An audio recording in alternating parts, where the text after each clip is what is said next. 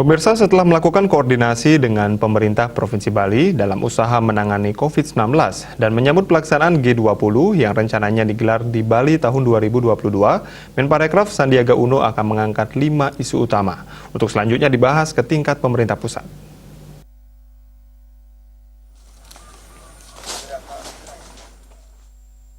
Lima isu utama tersebut yakni mengenai karantina, visa, penerbangan langsung, asuransi, dan jumlah asal negara yang diperbolehkan mengunjungi Bali merupakan hasil koordinasi dengan pemerintah Provinsi Bali. Hal tersebut disampaikan pada saat acara silaturahmi dengan media pada Sabtu tanggal 18 Desember lalu.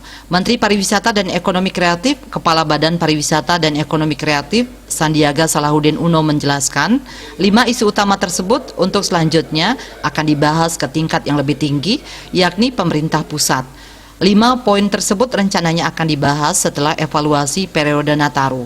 Ini masukan dari Gus Agung, dari Pak Wagub, dan hasil diskusi saya dengan Pak Gubernur kemarin, ada 5 isu utama yang akan kita coba selesaikan. Pertama adalah masalah karantina, kedua adalah masalah visa, ketiga adalah masalah direct flight, keempat adalah masalah asuransi, dan kelima adalah berkaitan dengan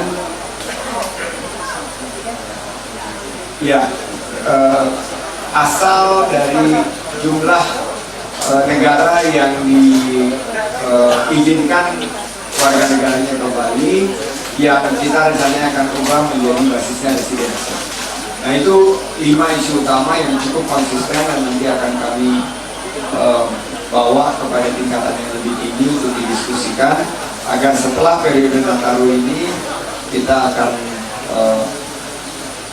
mudah-mudahan kasus COVID, Omikron, dan lain sebagainya masih tetap terkendali, sehingga ini adalah terobosan baru.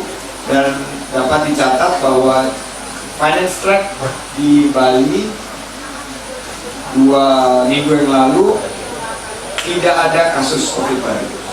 Jadi ini menunjukkan bahwa sistem bubble berjalan dengan baik. Ini menjadi modal kita nanti untuk meyakinkan rekan-rekan kita di kementerian dan lembaga lainnya.